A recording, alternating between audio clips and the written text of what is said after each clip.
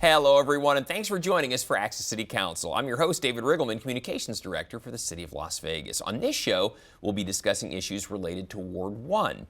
And the councilwoman who represents this ward, Councilwoman Lois Tarkanian, joins me now. Councilwoman, thanks for being here. How are you? I'm fine, and I enjoy being here, so it'll be fun. Good deal. Well, your ward is in the center of all things. You know yes, that. It is. It's in the center of everything. It is, in more ways than one. More ways than one. So we're going to show everybody where Ward 1 is located. Okay. You know it very well, but for those that may not be exactly familiar, it's really where the city started. It's where the springs were that brought people to Las Vegas in the first place. That is in your ward.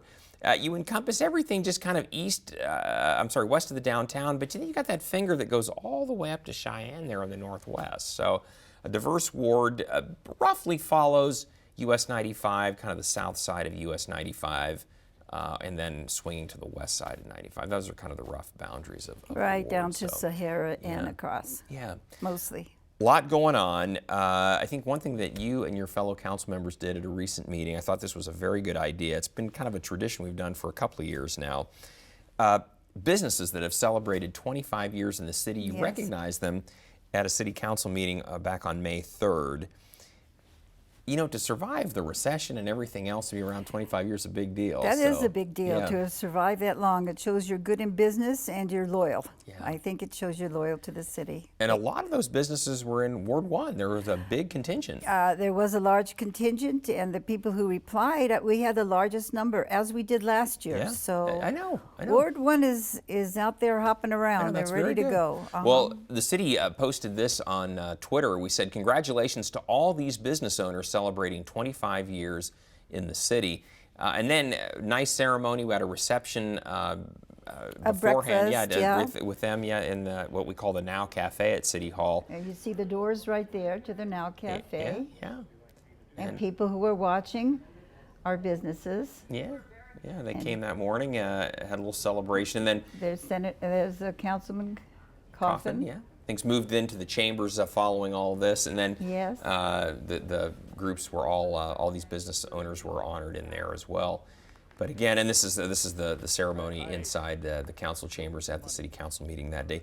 It's interesting, Councilwoman, that the number of businesses that were represented in each ward, I think we probably had close to 100 altogether. Oh, yes, yeah. altogether. And you'll see that these folks will all come down for a group photo. They're all coming down, and they're from the different wards, and they get their certificate, and we get to take a picture of them, and they might be watching this, and they know that we're giving them good attention. Yeah, well, congratulations. Because we really appreciate them.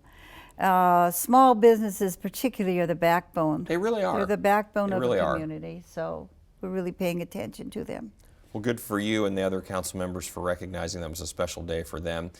And then you also recognized one of our Citizens of the Month, someone well known to many in the community. You posted this on Twitter. You tweeted out, "Congratulations to our Citizen of the Month, Knight Allen. Thank you for your community service in Ward 1 in the entire city."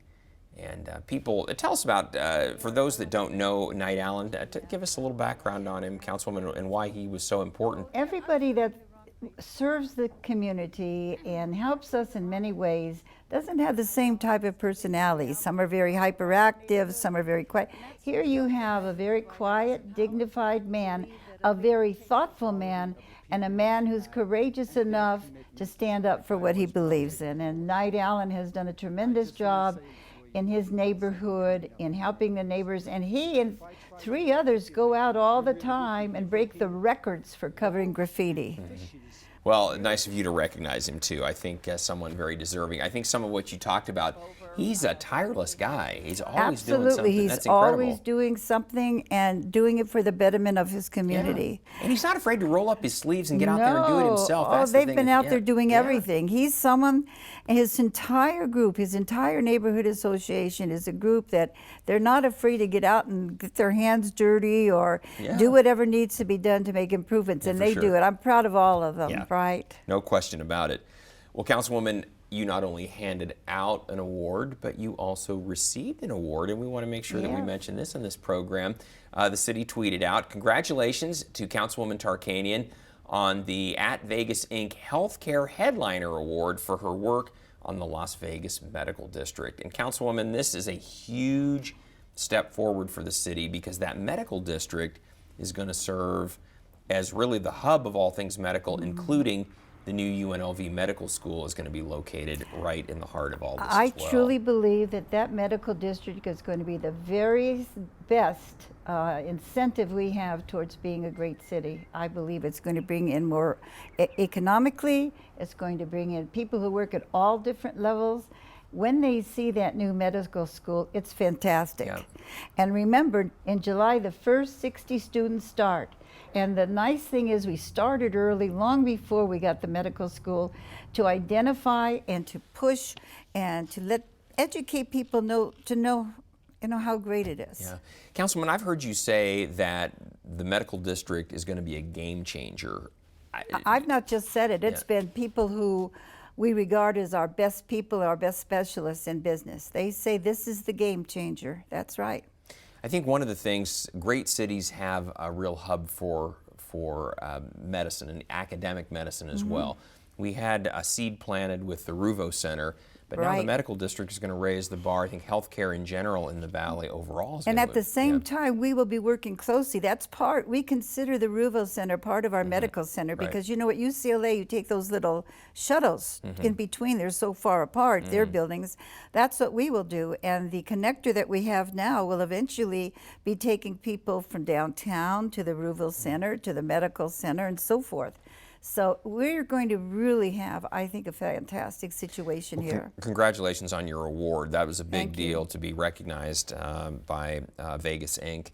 Well, I didn't know who nominated me. I told them at the meeting when they gave us our awards, I said, I was told that, and I said, what is this? Usually, if I get an award, it's in education or government or something like that, but to get it in the medical area, I was very honored. Well, it's in your ward, and you've worked very hard to see this come to fruition, so it's nice that you were recognized for that work. I so thought it was congratulations. nice, too. I appreciated it.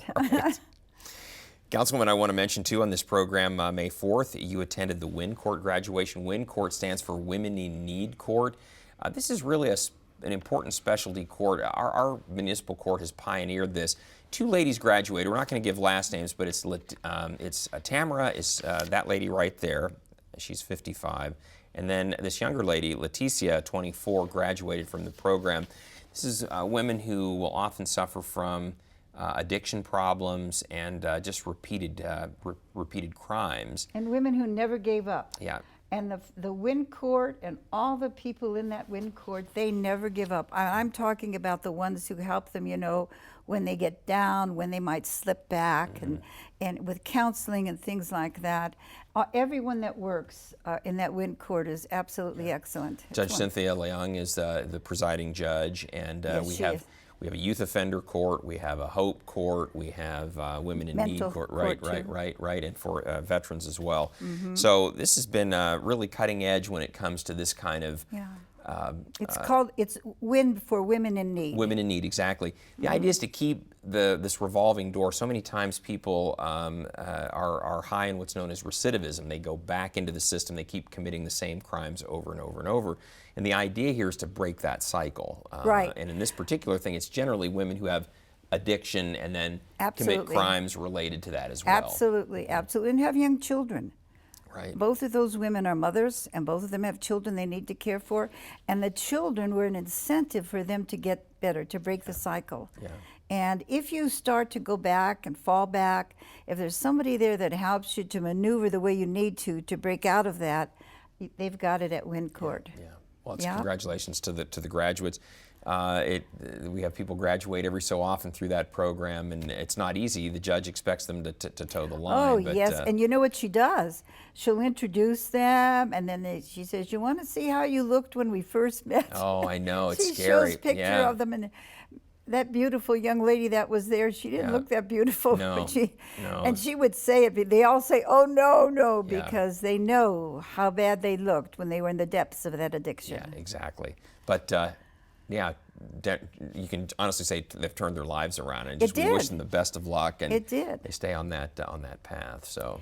And one may be 2 years clean, and another 2.5, another year and a half.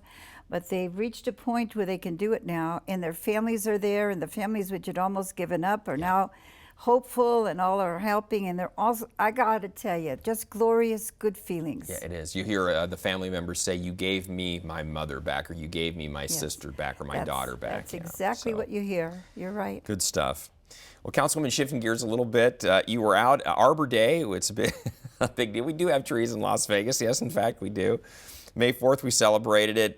This took place out at, I think this was at Katz McMillan is where this took place. Was. Yeah, Katz McMillan. Which was a school I opened. Yeah, exactly. On And the that's school near board. Vegas and Rock Springs, basically, is kind of generally Right. the cross streets Good there. school, good Yeah, principal, yeah. good staff. Great athletic fields around there, too, well known by many Yes, people and here. here we have little trees that are given to us by different people in the forestry department. And they're going to take those and they're going to plant them. And we have to present to them a full proclamation with certain things in it every single year, because if we don't, we then lose our status as a Tree City, yeah. Tree City, yes. We don't want to do that. We want to don't be as wanna Tree lose- City, yeah. I know it. And so now they put a capsule in the ground too. Saw that time capsule. There it They is have a right tent- there, There yeah. it is. So What, to open in 25 years, Councilwoman? Is that the plan? That's it. That's the plan. And it was one of the best mannered classes I've seen. They Good. listened carefully. They did their best. Yeah, they look like they were doing shoveling well, too, there. Not getting dirt every They place. did. They must have practiced Yeah, you shoveling know, because okay, kids. they were great. Better than some of the government officials Right, I right. have been and have seen. I know, where Yeah. they dumped some of the dirt right on your foot. I know. I've Yeah. seen that. And Councilwoman, not far away the next day, Special Olympics kicked off at Bonanza High. You were in attendance for Yes, that, too. Yes. I've been a strong supporter of Special Olympics. I think they do a fantastic job. And here you have the motorcycle police come and lead them coming in, and they all come in the same way you do. Those are policemen, and myself and one of my staff. And anyway, they come in as if they're in a real Olympics, marching to the music, and each group coming in. And when they participate with all their hearts, Sure. with all that push that you would on an Olympic team. It's just an enjoyable thing to see. And they get to move on. The athletes that perform well there get to go on to the Special Olympics on a national level and so on. So it's a big deal. They There's just, yeah. yeah. Councilwoman, you should tell people, fill them in, that your background in education involves special needs children. It did, to a yes. degree, I've worked probably with every special need. I did not work with the visually impaired. I maybe was on a board or two, but all the others, the whole hearing spectrum, yeah. impaired and and those who have mental needs and all the others I Autism, worked yeah, with. right, And right. my feeling to this day of one of the things I'm most proud of are those children that I and other members of the staff we had worked very hard to get them fully integrated into society. Exactly. So Yeah. important that they can find their niche, their place. There's work for them out there if trained properly. There's a place for them where they can contribute to society. And they like did everyone so else. well academically. Yeah, many of them do, absolutely. And that's one reason why I had education as an audiologist too, so I worked audiologically with the deaf. And they then learned how to speak so they could go to restaurants and they could do things. I just had one of them send me a letter, 6 pages long. I will tell you her letter would match anybody who had hearing from the start, and she was profoundly deaf. Wow. From birth in both ears. She must have had a good teacher along the way. at Well, least one. not necessarily just me. It was everybody. Well, we good have for her. we have Kathy Caudle in this community, and she was the best teacher of the hearing impaired that I knew west of the Mississippi. Well, good for you guys. Good for you. That's well. Congratulations to those young people in the Special Olympics, And good luck to them as they move on. exactly. You're going to represent Las Vegas wherever you end up, so that's Right. good. Councilman, we have some events coming up I want to tell everybody about before we run Right. out of time here. Right. We have a special guest we're going to bring on today. Before we get to that, some things going on this coming weekend, depending on when you see this program. The Float Like a Duck Day, May 27th, Saturday, May 27th. Which we have every year, Over and at it's the lots Y, of yeah. fun. And the duck comes and meets us at the Noon to 4 YMCA that day. Hendrick YMCA Water Park at 4141 Meadows, and it's this Saturday, noon to 4. You have lots of swimming. They have games. They do hula hoop things, and Yeah. you get awards and prizes. And there are people there to teach how to swim safely. Right, that's part of it. It's fun, but there's kind of a serious side too. That's yeah, the main yeah, part mhm, of it. right, You have right. fun, You enjoy the swim, but they help you. Yeah, exactly. And learn how to swim better or begin to swim. Right. And then, Councilwoman, we want to mention, speaking of pools, one of the premier pools in the city is in your ward, Garside Pool, opening May 27th for Memorial Day weekend, opening that day at noon. And then that's a precursor. It's going to officially open daily starting on June 11th through August 13th, but for Memorial Day weekend, it's going to open at noon and be open through that weekend. And the warm weather has come. Oh my gosh, it's here, yeah, for sure. And I'm trying to get Lonnie Hammergren, as he's giving away all the things in his home. He's got a dinosaur, and I want it. Oh, because that's kind of the theme out there. Yes, that's the theme out there. Dr. Hammergren, if you're watching this, come on, Lonnie. talk to the Give us that dinosaur. we got a good place to put it. We really do. And then, Councilwoman, this coming Friday, again, depending on when you see the show, Movie in the Park, May 24th. Is it going to be, what is it going to, oh, we're showing The Secret Life of Pets. Great movie. That's a good one for the youngsters. Absolutely, you'll enjoy it. Actually, the adults will too.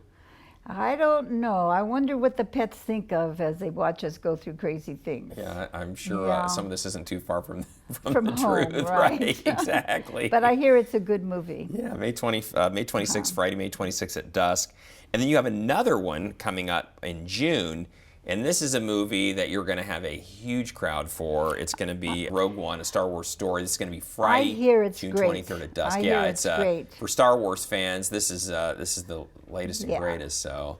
And of course, the kids love the Star Wars stuff. Absolutely, absolutely. A lot of adults do too. So Firefighters Memorial Park, that's going to be Friday the 23rd at dusk. The 23rd of June, it's going to get dark, around 8 o'clock. Before that, actually. So you might want to get out there quick as you can. Yes, and bring a blanket or a folding chair unless you want to just sit on the grass. Yeah, you're welcome to do that as well. So we have a good time there. We do. We have soda and popcorn as long as it lasts. We have a good time. And did we mention it's free? You can see the movie for free. Oh yeah, well I hope we mentioned that. They're all free. All of them are free. Yeah, so you're not going to have to pay the money that you did when you saw it at the theater. In the theater. Exactly. And the children like to see these movies over and over again. For sure. Well, Councilwoman, we need to take a short break, but when we come back, possible changes to short-term rental policies in the city. We tell you what our city council is considering. That's coming up next, so stay with us. Your daughter just had her first breakup. Do you A, put yourself in her shoes? B, console her? Don't worry, sweetie. This is gonna happen a lot. Or C, find her a new boyfriend? Nice single boys. That was weird. As a parent, there are no perfect answers. But you don't have to be perfect to be a perfect parent. Thousands of teens in foster care will love you just the same. Papa!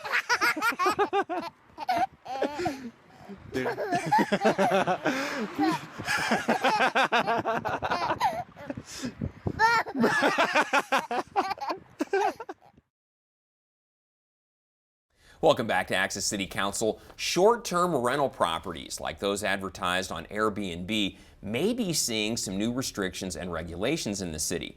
And with us today to talk about some of those proposed changes is Mary McElhone, our business licensing manager here at the City of Las Vegas.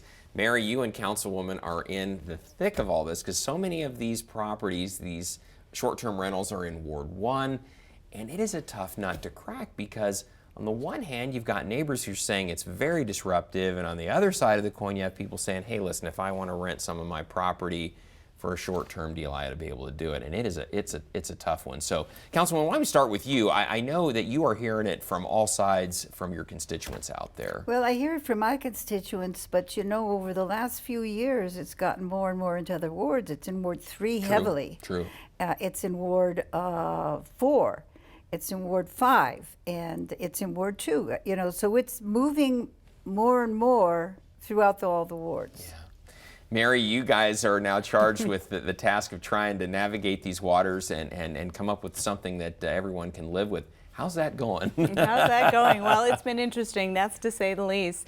Our last recommending committee, we had quite the turnout. I think it was the largest recommending committee we've ever had. So many people came, we had to move it into the chambers. Yeah. Right, in city council history. One of the biggest changes that we're proposing right now is Well, back in October of 2015, we had made some changes to the short-term rental ordinance back then, and we made it more restrictive. And we added a special use permit provision where if you had 5 bedrooms or more, you had to get special permission from the Planning Commission and City Council to be able to conduct that business before you could move on forward, that land, before you could move forward.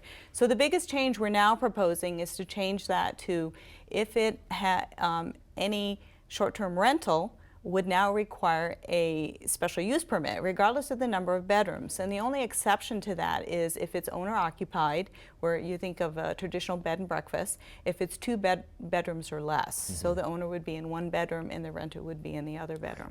Yeah, I guess we should say this up front. We're going to have a lot more discussion about this. Council will, well, the recommending committee, the next, which is a small group of the council members, they meet to let people talk about the issue, express their opinions. That's going to be on June 19th. That's a Monday, and then on June 21st, it'll come back to City Council for. Is that going to be the final vote, Mary, for the ordinance at that time? It is expected to be the final vote at that time, unless the council unless the council decides to obey it. Yeah, to delay it. So. Councilwoman, we had hundreds of people turn out before. Do you get the sense, is it kind of divided 50-50 in this, or are you getting the sense that more of the people who are concerned are the ones who are having to live near party houses or where there's a lot of disruption in their neighborhood? What's your sense? Well, those who live near the party house are the short-term rentals are, of course, more concerned than the others. I think it's about 50-50. You have more of the people who have money invested who have bought these homes as, well, some of them own 60 homes. Wow. And they rent them all out. And, you know, it's a business. So those people who are making money off of them, they, of course, want to keep them. Whereas the people who bought their home as a residential area are saying, what in the world has the city done to us? We move into an R1 zone and now they're making it commercial. Yeah, residential, yeah. Yeah. Mary, that's a great question. From the city's regulatory perspective, how does that work when you're trying to operate basically what is a business, even though it's in a home, out of a residential area? Because we don't allow people to set up, a dog grooming business out of their home if they're in a residential area. If you have people coming and going, we don't let you set up, a barber shop out of your home. So why would it be different for a short-term rental, or is it? And that's a very good question. I mean, the city does allow certain businesses with a home occupational permit to conduct business, people to conduct business in their home, but they're very restrictive. They're not allowed to have patrons come to their place of business. They're not allowed to have work trucks out front. And usually when those are being operated, no one knows their neighbors are operating a business out of their home. So this is very different. This is almost the commercialization of a home within a neighborhood, and you have people coming and going. So it's very different. And a lot of different jurisdictions, some of them don't allow it at all. Here in the city we do. We're seeing a problem with some of these short-term rentals, mostly 3 and 4 bedrooms. Those are mostly the complaints that we're hearing. So it's not just the large party houses, but it's some of the smaller houses as well. And the neighbors are very upset over this. So what's your over and under on this? Are we going to be able What's our over and under? to find a nice balance for everybody on this, or is going to be one side going to have to come out way ahead, or is there a middle ground? I guess is my question on Well, all I this. think we are trying. I've been going over all the cards that came in, and I stayed late after the other meeting was over to listen to people, and I've gotten more emails, jotting down all the concerns, and I am trying to get a balance. And I've gone over this with Mary. We're trying to get a balance so that we can fairly treat the residents and others also. Well, I can vouch for this. Both of you have spent a tremendous amount of time working on this. Mary on the staff, and Councilwoman, you and your team in the Ward 1 office. My goodness, this has been an ongoing issue that's gone on for now. 10 years, yeah, a decade. I was going to say 10 years. since you've been in office, almost from the onset. Yes. Yeah, it's I really know far more about short-term rentals than I ever cared to know. I would rather know something else instead of short-term rentals. And you guys are in a tough situation because we hear the horror stories, Mary, of people talk about the disruption in their neighborhood and how literally their neighborhood gets turned upside down when a party house is operating. On the other side of the coin, you hear people saying, well, this is my business. This is going to be how I put bread on the table for my family, and you're cutting off my ability to use my property as I see fit. So I don't know. It's a tough one to balance for sure. It is tough to balance. In fact, maybe the city will get sued. Who knows? Did that scare anybody? No, I'm saying, you know, what if you bought the people who want short-term rentals? In one of the letters that I received, the young man, the person said, you know, it's the millennial time now. Times have changed. It's not like it was 10, 30, 40 years ago. And I'm thinking, I heard just the other day somebody who's been there 40 years say, I bought my house. This is supposed to be, you know, a sanctuary. This is supposed to be residential. So they've got their differing views on it. Yeah. Mary, I want to ask you, as we're almost running out of time here, but I wanted to ask you, what's the norm around the country? Do most cities allow short-term rentals? Is that par for the course, or is it something that's rare? I think that most, they're either silent on it or they allow it. But what we're starting to see is in certain parts of the country where it's becoming more and more prevalent, this short-term rental market is becoming big business. We've seen new ordinances in New Orleans, in Newport Beach, California, and a lot of different places to try to control the problems that they're having with the party houses and the residents being upset and that sort of a thing. Sometimes we just have residents who are unhappy that a short-term rental is in their actual neighborhood and not that it's a party house. And part of that comes to, you know, when you buy into a neighborhood, it's that sense of community and knowing your neighbors and going away on vacation and asking them to get your mail, that sort of a thing. And so they don't like that whole idea of the short-term rental in that next to them. I think San Francisco had a lawsuit against B&B, and I guess in New York somebody got sued for $1,000 because they used an apartment in the Trump Tower for a short-term rental. So It's a even tough in issue. a tower, I know. It's a tough issue. And then you just wonder, it's a very hard thing, but if you're going to collect taxes from small motels and from other places, then you should be able to collect the taxes for the city and the county from the others that rent out as a motel or something. Tough issue. Well, good luck. I'll tell everybody out there, you've still got time to comment on this for sure as the city wrestles with this issue. So, Mary, thanks so much for being on the show. Councilwoman, we want to tell everybody out there, we always want to hear from you. So if you have something you'd like to share with Councilwoman Tarkanian, maybe be part of our next social media segment, you can find her on Facebook. You can also contact her by picking up the phone, 702-229-6405, or send her an email. Her address is ltarkanian@lasvegasnevada.gov. And I'd just like to say it's the 19th for recommending and the 21st City Council. for City Council for those who are interested in attending whichever way you feel. And Mary and the Councilwoman will be there We will for be there. sure. So, thanks to you both. Mary, great job. Thanks for being on the program.